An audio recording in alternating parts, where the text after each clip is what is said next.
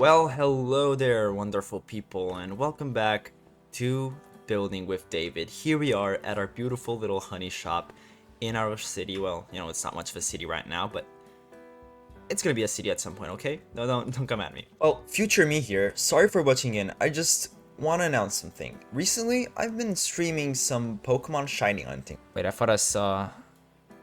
Wait, that's a shiny! Wait, that's a shiny, it's just covered up! Shiny Caterpie!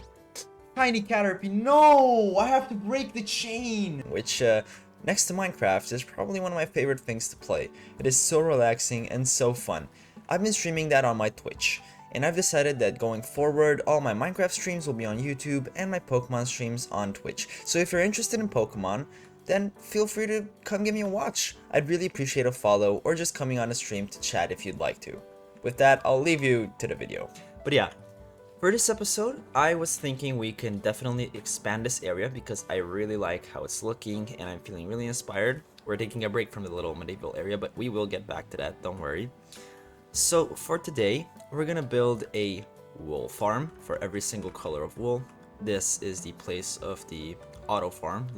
I dug out a little area for it underground because if I was to build it overground, the interior for the build would be very hard to build, and even as it stands, I couldn't think of an interior for this. I had a little bit of inspiration, but I couldn't really get something I was happy with, so I left the interior empty. We can definitely add to that in later in the episode or in another episode. But yeah, for the super smelter, which is this thing right here, it is a 16 furnace super smelter, I believe. And for this one, I do have a little bit of an interior. It's cramped, it's not the best, but I did what I could with the size. And yeah. So definitely for the first thing of today's video, I'm going to have to gather some materials and build out the farms, not the buildings, because they are actually going to help me when gathering the stuff for the buildings that I did on the outside, the decoration. Because the super smelter is going to allow me to smelt stuff much faster for it, and the auto wool farm will give me different colors of wool that I'm probably going to use in future builds as well, and in this build, because I think I use some light gray wool. But yeah, that's going to come in really handy once we also go to the nether, so we can get ourselves netherite. I enjoy bed mining more than TNT or anything like that. I think it's the most fun and the easiest as well. So yeah, I'll come back after I have the things for the farms to discuss what else we have to do. Okay, I think the plan is we first build out the super smelter, because that is going to help me the most when building this whole thing, because I realized I need a bunch of different glass colors for that, and the super smelter is gonna make the process of smelting glass way faster than if I just waited for the normal smelter in my little house. So yeah, these are for the sheep farm, just ignore them. I have the light blue shulker here full of everything I need for the super smelter. As you can see, it is a very simple build. So yeah, I can just make that, and we will have a super smelter to work with for the rest of the video, and not just that, for the rest of the playthrough.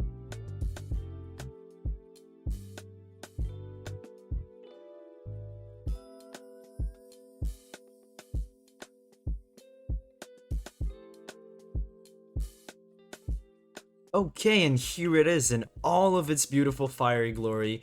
Our super smelter, so I don't know if I counted right. Let's see, 4, that's 8, 12, and 16. So yeah, I did know it was 16 furnaces. I'm acting like I didn't actually build it, but it's fine.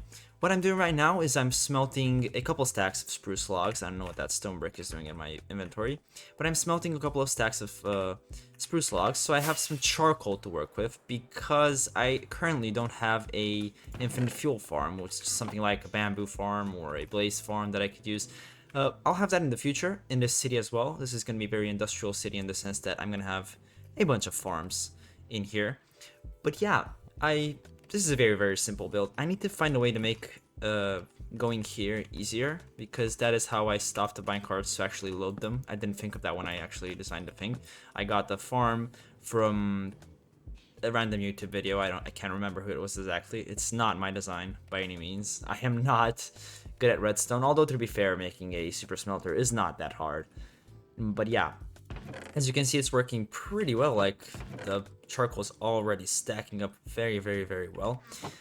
And yeah, now I'll get to getting the resources for the wool farm, and I will come back once I have everything. So let's get gathering.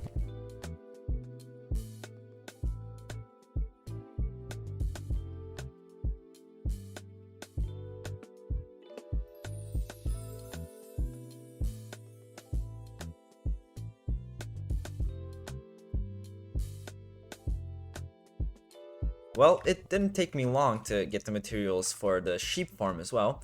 So now what I think I'm going to do is I'm going to build it up all the way until the last block of the sheep cells. And then I'm going to move my sheep. I have one of each color stacked in my little barn over there. And so I'm going to move each one of them into its respective area. I'm going to fill up the dispensers with shears, and then I'm going to continue with the build. So yeah, let's go do that. And then here we are. Oh, I forgot the weight in my hands. That is not a problem. Also, I named Sid. I got myself a name tag from one of my librarians, and now Sid is named. Okay, back to the point. So I finished out the farm part for the wool farm, which is right here, as you can see. It is well, nothing short of horrendous at this point, but trust me, it's gonna look better. And here we have every single sheep color that you could ever dream of. I even AFK'd a little bit, like, I don't know, 30 minutes in it to see how much I would get, and it's producing an alright amount of wool. I mean, I wasn't expecting anything insane from this farm, but it's gonna work pretty alright. It's gonna work in the background because we're gonna be building a lot in this area, so it's gonna be, you know, working its way into a pretty good amount of wool. So now, as you are already used, it's building time. I need to gather myself a bunch of different materials for the super smelter and for the sheep farm. And then when I have all of those, which is quite a long list of items, if you look here, I mean, that's gonna take a little bit, but it's fine. We're gonna find a way to work it, and then we can actually build the things, you know. And we also have a little tree over here, which is gonna be amazing, of course. So yeah, with that, it's time for yet another building montage. I just realized something. For this build, and for probably a bunch of builds to come, I'm gonna need a bunch of copper, and I do not have that much copper. So, an idea came into mind. What if I get a cartographer villager, and I get myself a map for a, what do you call it, a trial chamber, because trial chambers are full of copper, and it's gonna be a much more efficient way to get myself the copper, and I don't even have to wait for it to oxidize, because there's a bunch of oxidized copper in there as well. So I just, you know, axe it down to whatever stage I need. So, I think this is a important thing to do, and let's get adventuring then. But first, I need to get back to my villagers. Well, this one's no good, because he just gave me an Ocean Explorer's map, and I do not need that. There we go, Trial Explorer map, exactly what I was looking for. Except I don't have any more compasses. I'll be right back. Alright, so I got the compass, and let's get ourselves the map. Oh. Well, that's convenient. It is right next to us. I was hoping it wouldn't show that one because, yeah. To be honest with you, I was moving around with FreeCam at one point in this playthrough, and I spotted a trial chamber with the corner of my eye. Thing is, these maps don't usually give you don't always give you the closest one. Oh, those villagers are making so much noise. Anyway, they don't always give you the closest one to you. So I was hoping it would give me another one, so, you know, it would have a wow effect on me. But yeah, I know that this one exists right here. I just wanted to do it legit, so I have a map and everything. But yeah, let's go to the trial chamber and get ourselves a bunch of copper. And hopefully also explore a bit. I don't think I'll be needing my elytra for this, so I will chuck it in my ender chest and get myself a chest plate. Where's my chest plate? Oh, it should be in here. Yep, there it is. Okay, and we change that out. Boom. Alright, we are ready. Wait a minute, I was wrong. It is not the one I saw, because the one I saw is over there. This is another one. This is in a different direction. So, I am dumb and I cannot follow a map. But hey, we're fine, we're fine. We're okay. Oh, this one is pretty cool. It's right under the village. Wow, that's a really nice place for it to spawn, honestly. But yeah, let's just start digging down until I find myself in a wonderful paradise of copper. Oh, I almost... Wait. This is a spawner? Right here? On the surface as well? Oh, is it a skeleton spawner? It is. Oh, Alright, well, I need to keep this in mind because I would love a bone farm, honestly. I don't need XP because I can just make an Enderman farm. But for bones, yeah, that just might be perfect. Okay, I think this is the perfect spot to start digging down. As the rule goes, you always dig down 2 blocks under you so you don't fall into oblivion if you know, dig into lava or something. But yeah, let's see where this gets us. Well, I took another hole a bit to the left because I realized it was a bit too right focused on the map, if that makes sense. I was way into the right. Also, I still didn't take a torch with me. Well, that is a problem for another day. Oh, there it is. Okay. Well, we got the tough blocks and Minecraft Trials Edition. Step foot in the trial chamber. Can I mine these? Oh, yes, I can. Okay, well, that's gonna spawn something. Skeletons. They got enchanted bows. And that spawns husks. Okay. Oh, we got some honeycomb. That's nice. You know, it goes with copper and everything. Where are the other ones that spawned? Oh, I need to put my chest plate. I was about to say, they deal a lot of damage. Okay, let's pillar up because I cannot find the stairs. Really? I got nothing? Oh, no, I don't need scaffolding. Well, that's disappointing. I think before I start getting the copper, I'm going to explore a bit because, you know, ooh, we got a carved pot. Honestly, I don't even know how these things work. What was that? Oh, trial key. Oh yeah, I need to do that to open the gust thing. I don't even know how hard it is to fight that wind thing. I forgot how it's called. Well, we'll see. We should see. Nothing in a whole chest. There's another one of those, so these are gonna be activated. All right, and let's fight. Oh no, they're loot chests. Oh, this is where you use the key. All right, I get it. I get it now. That activated as well. What is that? Oh, there it is. All right, not ideal. Okay, I get it. You're strong. You're strong. I think I can take this guy though. Like, yeah, he doesn't really do that much damage. Oh, that was incredibly easy. Okay. Breeze rods. Thing is, did I open that one? Oh, I got another one. Oh, there's another thing. Okay, well, let's just get rid of them, I guess. You need an ominous bottle. None of those dropped me an ominous bottle. I do have ominous bottles at home. So I think I'm gonna actually make a detour because that loot looks pretty nice, and I'm curious to see what it gives you. Although I could do that another day, I guess. Yeah, let's keep on going this way for now. Let's see what we can find. Maybe some more bosses. Or bosses, you know, the wind things. Oh, there's a door here. A door that leads into nothing. Classic. Okay, well, I do think that is it. So I will chuck the loot and different stupid things that it dropped me into this, you know, shulker. And for now, we can start getting some copper. All things considered, and all of the arrows that I was impaled with considered, this was a very successful expedition. I mean, we got, you know, there were 6 stacks, but I used some of them to pillar up. So basically 6 stacks of waxed oxidized copper, which is going to be way more than enough. Yeah, I don't know what happened with my mouth there, but it kind of stopped working. Yeah, so we got six stacks of. I just woke up, guys. Okay, don't judge. It is very hard to speak coherently right now, but we got 6 stacks, or nearly 6 stacks of waxed oxidized copper, which is way more than we're gonna need. So we're fine on that front. And now I should continue getting myself the items for the build. This is honestly a pretty relaxing part of building. You know, getting all the items and then seeing your build come to life. So yeah. But I'll be back with ready for the build. Well, I came into the nether to get some blaze rods, but instead I killed a wither and oh, I don't have space in my inventory. There we go. One of them dropped his skull.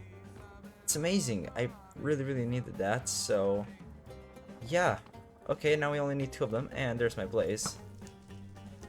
Blazes, plural. And of course none of them dropped it, but it's fine, I'm gonna get it from this guy. Oh. Perfect.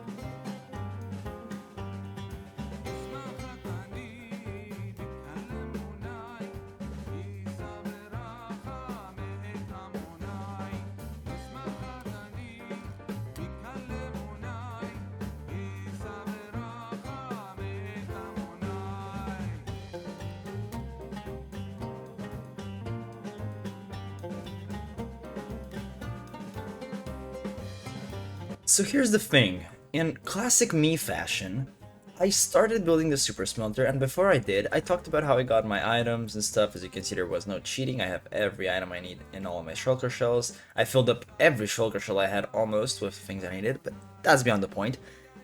And I realized that during my stream setup for the Pokemon streams, I messed up my audio, so my mic was not recording. Good thing I have the time lapses to show you, but beyond that, I already built it. So, you know what, let's just leave that behind us and let's talk about this build. As you can see, it is pretty similar to this one. I tried to go for similar designs to, have the whole area come in nicely over here. This isn't actually my favorite design. I do like the shading with the yellows and the whites on the walls. This is flat here because there's going to be a build probably. Same with this side. It's not that detailed because there's going to be a build over here. Like that, I think. And yeah, so I used a black roof design just to change it up a bit. And just with some of these green accents that I think look really nice. Also this kind of brickish, or I don't even know how to call it, pattern over here that I made with some open gates and some pale oak signs. That also looks pretty nice. I'm not sure about this foliage, the way I made it near the windows. Looks alright, but I could probably remove that in the future. I went through so many designs trying to get a feel of how I want this to be. I knew I wanted these two tall windows here, but then next to it, first I had a tower during planning, then there was something else, and I just ended up finally settling for just some kind of like, I would call it greebling, although it's not really greebling because it's not mechanical things, but something similar to that. And yeah, this looks pretty good, if I do say so myself. It's gonna look so much better with more builds around it, of course, because now it looks kind of out of place in a way, I would say. I also tried to not use the same rail designs to hold up these windows. I just used some pale oak open gates. But yeah, inside, let's check out the interior. Of course, I haven't put in the paintings yet. There should be some paintings over here, but that's all right. We have some shelves with different mechanical things because this is like a factory-ish thing, I would say. So I tried to make some random details as I could. This is a pile of coal, because of course this being a super smelter, you need some fuel, a rack with some storage. I really like this kind of design with these shelving units. Looks pretty good. There was a boat there at some point in the planning, but I'm not sure how I'm going to put that there in survival. I'll probably find out a way. Then we have these crates, just some more storage, I guess, some firewood, in case, I don't know why you would need firewood if you have coal, but yeah, I'm not an expert. This is how you access the minecarts, but I do have to put a door here because during the design, I forgot I need to get in here to actually stop them so I can access the minecarts easier. But I'm just gonna plop a door down there and it's gonna be easy to get in. I tried some detailing with some soul sand and soul soil in places, I don't know, to help with the weathering feel. And I used some of the beehives as well that give a nice design. I don't know why there's no light here. There should be some kind of light block, but I'll be putting that in later. So yeah, I don't really know what to say about the design philosophy in the interior because it's really small and cramped. It's all I had to really work with. But yeah, I think we can start building the second building, and I'll get back once everything is done and ready to be presentable and stuff.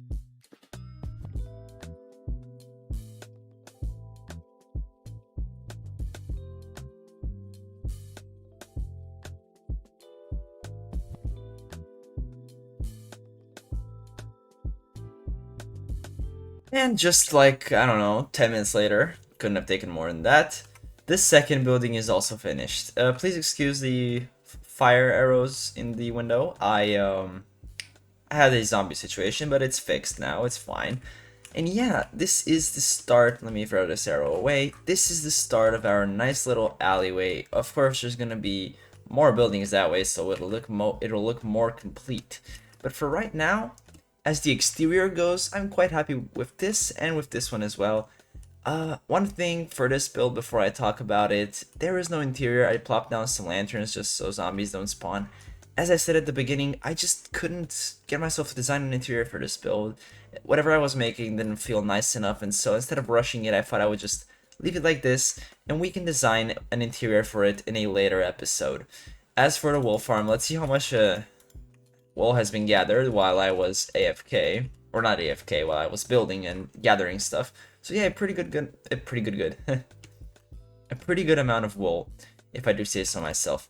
Now, for the design of this build, as you can see, it is quite similar to the one next to it, both in shape and in window designs. That is intentional because I thought I should make the windows at least a bit similar, just so you can have the idea of maybe it was the same builder who built all the windows and stuff like that. But yeah, we've got a greenish roof just to differentiate. I do want this city to have colorful roofs and colorful houses in general, just so I can get creative with the palettes that I use and stuff like that.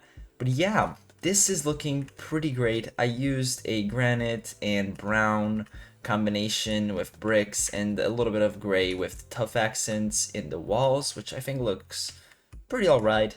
And I used some white and pink like the pale oak and the cherry planks just to get some white accents in there to get away from the wall. These levers as window, I don't know how to call them, supports, I guess. They work pretty well. I quite like how they look. And yeah, I just wanted to find out a different design as compared to both the gates and the rails, which I think the rails are still my favorite. They look so good. As you can see, I used it reversed there. I used them on top instead of on the bottom. And yeah, this is going to be a tailor shop since, you know, you have the wool farm down here with all the wool. This is going to be a tailor shop. It's just I want to make this interior look good and I did not want to rush it, just as I said before. I used the same little bush designs that I have going on here, which I think add a nice pop of foliage, you know, make it look like they have at least a bit of age to them, I would say. But yeah, this was actually pretty tough to build because I was in a little bit of a art block when I designed these two. And yeah, hopefully for the next few builds, I'm going to have more inspiration and be able to make a pretty nice and completed city. Or not completed, because this would take a lot to complete. But I can just work on this and have it expand slowly over time over this whole area. I'll have to make an entrance at this point somewhere over here. But yeah, that's going to have to be in the next few videos. The last thing I want to do in today's video is I want to plop down a tree with the same sort of design that I have over here, just a little bit of a shape change. Just to have, you know, the same tree, have this be like a little bit of a central plaza, parkish, not parkish, I wouldn't say it's not a park, but like a central plaza chilling area in the city with a bunch of shops. This is going to be enclosed all around with buildings, and then the entrance is going to be somewhere that way. That is, I think, how I want to make this city plan in the end. So yeah, let's make the city. Let's make the tree, and that will be it.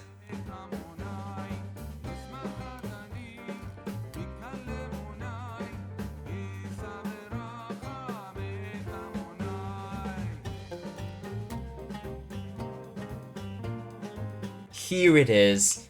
The tree is in, and let me tell you, like, if you look back a couple of minutes in the video, it doesn't look as good without the tree. The tree adds a nice little separation on sort of the horizon of the alleyway, in my opinion. And then you have to come through here and, you know, go around the tree. It was a bit too open without the tree. That is what I sort of found out. And I tried to curb the trunk a bit because, well, you know, there wasn't really a huge reason behind it. I just wanted a different design, but I guess you could think like it's trying to grow more towards the sun since this building is shooting a massive shadow down on it.